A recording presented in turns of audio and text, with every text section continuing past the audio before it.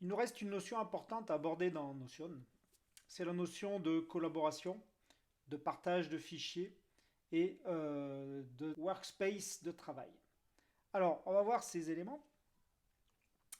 Ici, sur la gauche, vous avez donc les favoris, l'élément private, donc qui va regrouper vos éléments à vous et uniquement à vous.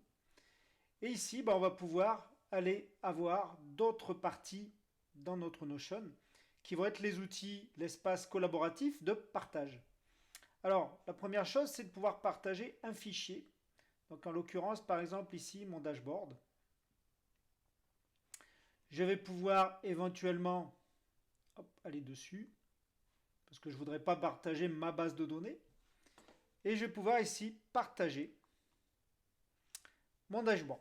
Alors, ce dashboard, je vais pouvoir le partager premièrement publiquement, c'est-à-dire qu'ici, si je coche cette petite case, je vais avoir un lien fourni par Notion et je vais pouvoir donc donner ce lien à mes contacts ou personnes qui auront besoin de pouvoir utiliser ce dashboard et vont pouvoir donc soit travailler dessus, soit juste le commenter ou alors simplement le visualiser.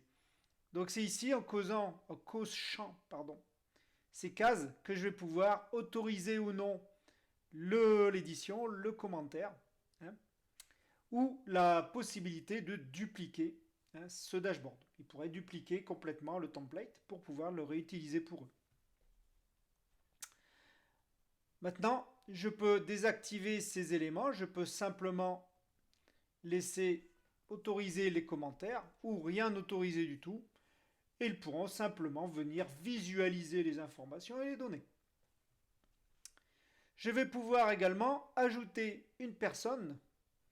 Donc si je ne veux pas partager, alors on peut tester, tiens je vais copier le lien. Je vais aller dans un nouvel onglet et je vais coller le lien. Voilà, et vous voyez que j'accède très bien à ma page Notion. Alors je vais pouvoir également partager, donc partager avec une personne. Donc je vais par exemple ici mettre une personne en partage.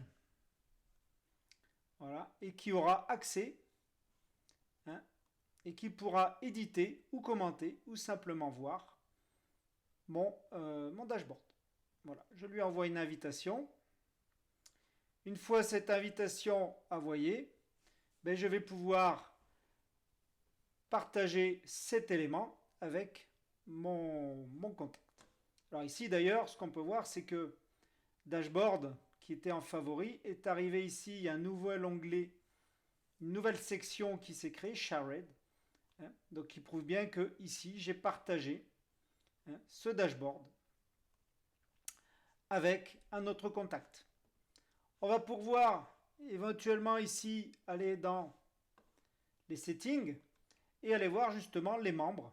Ici on peut voir que c'est moi l'administrateur et que ici j'ai une invitation qui n'a pas été encore acceptée et où cette page je partage ce fichier. Quand vous avez de nombreux fichiers, c'est important de savoir avec qui vous les partagez et quels accès surtout ils ont sur vos documents.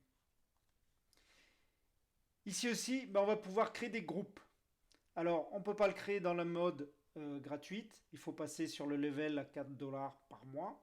Et vous allez pouvoir créer un groupe de manière à pouvoir travailler par équipe et créer des sous-groupes avec par exemple le groupe vente, le groupe marketing, le groupe commercial et de mettre des personnes affiliées à ces groupes. Donc très intéressant pour les entreprises.